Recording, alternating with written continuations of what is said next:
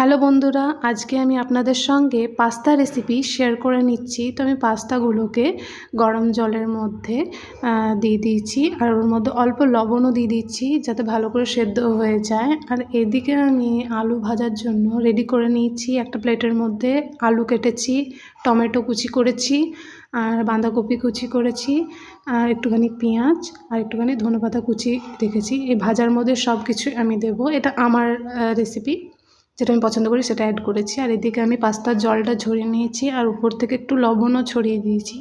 যেহেতু লবণটা একটু কম হয়েছিল, আমি এটা টেস্ট করে দেখেছিলাম, তাই তোমাদেরকে বলতে পারছি। আর এদিকে আমি গ্যাসের মধ্যে কড়াইটাকে চাপিয়ে নিয়েছি, এর মধ্যে অল্প তেল দিয়েছি। তোমরা তোমাদের পরিমাণ মতন তেল ইউজ করতে পারো। এরপর এর মধ্যে আমি দিয়ে দিচ্ছি পেঁয়াজ, আর এদিকে হচ্ছে টমেটো। তোমরা লঙ্কা কুচি অ্যাড করতে পারো, আমার কাছে ছিল না তাই আমি দিতে পারিনি, এটা স্কিপ করেছি। আর এরপর আমি একটুখানি ভাজার পরই দিয়ে দিয়েছি আলু আর ওই ধনে পাতাগুলো, তারপর ভালো করে ভেজে নেব। এরপর ওর মধ্যে আমি একটুখানি হলুদ গুঁড়ো অ্যাড করেছি, আর হ্যাঁ, লবণটা আমি দিয়ে দিয়েছিলাম, দেখাতে পারিনি। তোমরা পরিমাণ মতো লবণ অ্যাড করে নেবে। আর ভালো করে নাড়াচাড়া করে অল্প এর মধ্যে আমি জলও অ্যাড করেছি।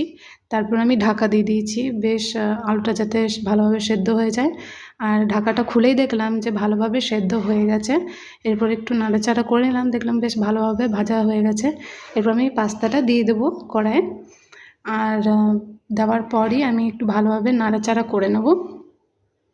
ভালোভাবে নাড়াচাড়া করতে হবে যাতে পাস্তাগুলোর মধ্যে সব আলু ভাজা আর এই মশলাগুলো ভালোভাবে ঢুকে যায়। আর এরপর ওর উপর থেকে আমি সস দিয়ে দিচ্ছি।